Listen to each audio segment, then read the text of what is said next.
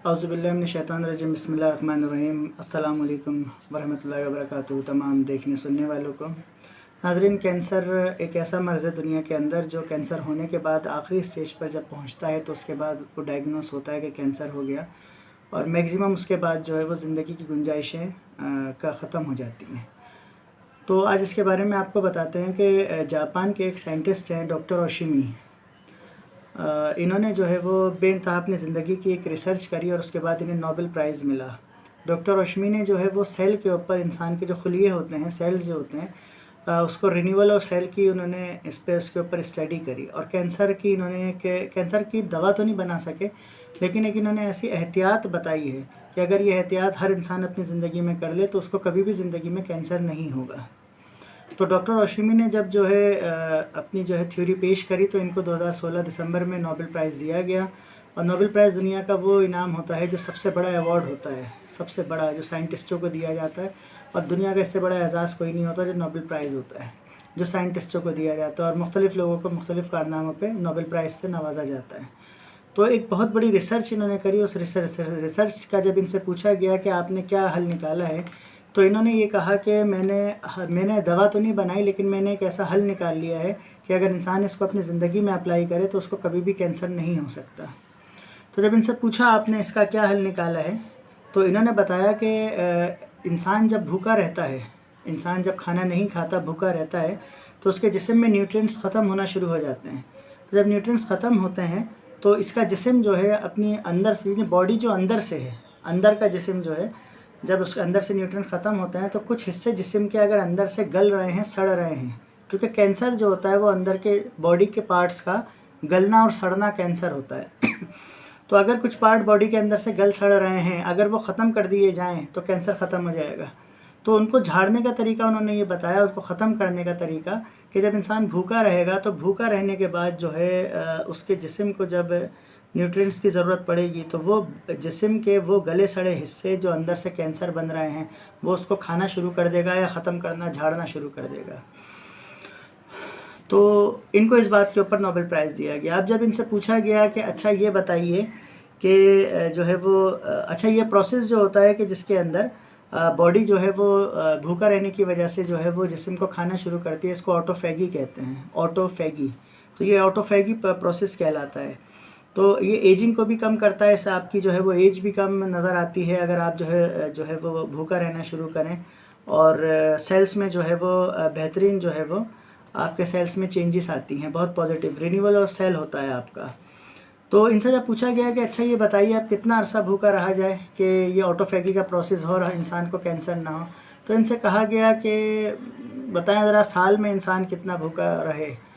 बल्कि पहले इनसे पूछा गया कितना भूखा रहे, तो इन्होंने कहा कि बस दिन में अगर 8 से 10 घंटे भी भूखा रह ले या 9 से 12 घंटे भूखा रह ले तो बहुत है। तो इनसे कहा कि अच्छा साल में कितने टाइम भूखा रहा जाए कि इंसान को कैंसर ना हो, तो इन्होंने कहा कि बस ज़्यादा से ज़्यादा जो है वो 22, 23, 24 से लेकर 26, 28, 29 दिन तक जो है अगर भूखा रहा जाए, एक साल के अंदर 335 डेज़ के अंदर इतना टाइम अगर भूखा रहा जाए तो वो कैंसर नहीं होगा।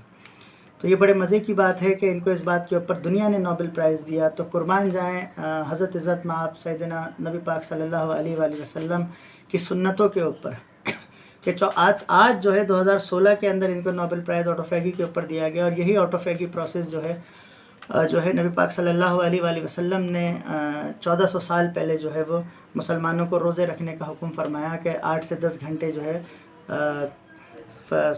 फजर से जो है तुलुए आफ्ताब से जो है गुरूब आफ्ताब तक जो है वो भूखा रहें, और तकरीबन जो है वो 1 महीना जो है वो रमज़ान में रोज़े रखे जाते हैं। तो कुर्बान जाए नबी पाक सल्लल्लाहु अलैहि वसल्लम के ऊपर पूरा कुरान और पूरी सुन्नतें सारी जो है वो नोबेल प्राइज़ से भरी हुई हैं।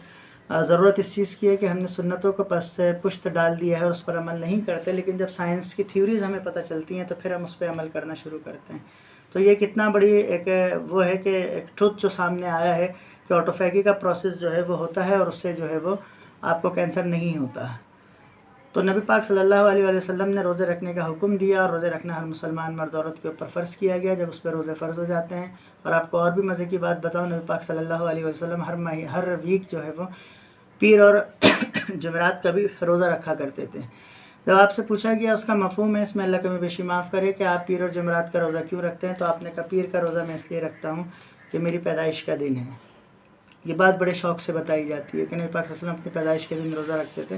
और जब आपसे पूछा गया कि अच्छा आप जुमेरात का क्यों रखते हैं, तो आपने फरमाया कि मैं जुमेरात का इसलिए रखता हूँ कि मैं ये चाहता हूँ कि जब मेरे जुमेरात के दिन जो है वो नाम अमाल वीकली तौर पर जो है अल्लाह के हुज़ूर पेश किए जाते हैं, तो मैं ये चाहता हूँ जब मेरे नाम अमाल अल्लाह के हुज़ूर पेश किए जाएँ तो मैं हालत रोज़े से हूँ।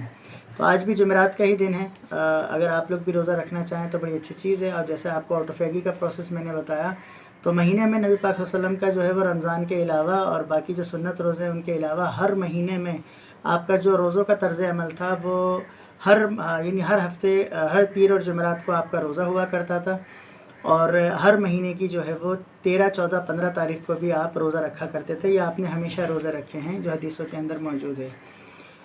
तो अगर काउंट करें कि महीने में आपने कितने रोज़े रखे, तो 2-2 अगर पीर जुमेरात के लगाएं तो 8 रोज़े, 2, 4, 6, 8 रोज़े जो हैं वो इस तरह हो जाएंगे। और अगर ये 2, 4, 6, 8 जो है 13, 14, 15 में नहीं आ रहे, तो 8, 9, 10, 11 टोटल रोज़े 30 दिन में आपने रखे हैं। और अगर आ रहे हैं तो इसमें से 1-2 माइनस हो जाएंगे, 10 या 9 या 11 जो भी होंगे, कोई एक माइनस हो जाएगा, तो ज़्यादा से ज़्यादा एक ही माइनस हो सकता है। तो या आप एस्टिमेट ऐसे लगा लेंगे 10 रोज़े 30 दिनों के अंदर आपने रखे हैं।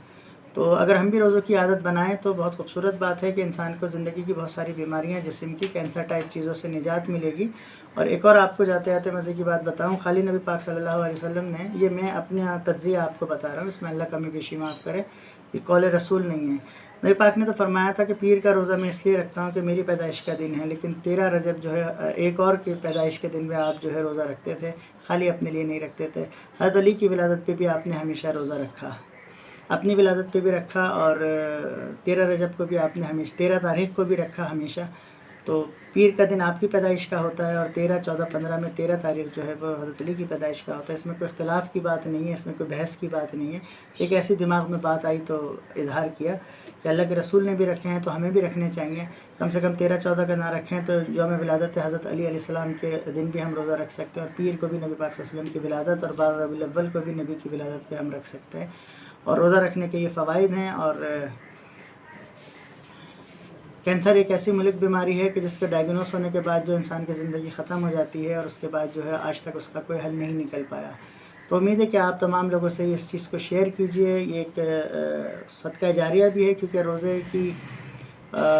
रोज़ा रखने की एक तरगीब का मैसेज है, और इस सुन्नत की भी अहमियत को उजागर करने का मैसेज है। तो अगर आप शेयर करेंगे तो सुन्नत की अहमियत को भी उजागर करना, और अल्लाह ने जो सुन्नत भी फ़र्ज़ भी है, फ़र्ज़ की अहमियत भी साइंटिफिकली तौर पर दुनिया को बताने की आपको इसका सदका जारिया मिलेगा। उम्मीद करता हूँ कि आप तमाम लोगों से शेयर करेंगे। जो कमी बेशी हुई हो इसमें तमाम चीज़ों में, तो अल्लाह के हुज़ूर जो है माफ़ी का तलबगार हूँ। अस्सलामु अलैकुम वरहमतुल्लाहि वबरकातुहू।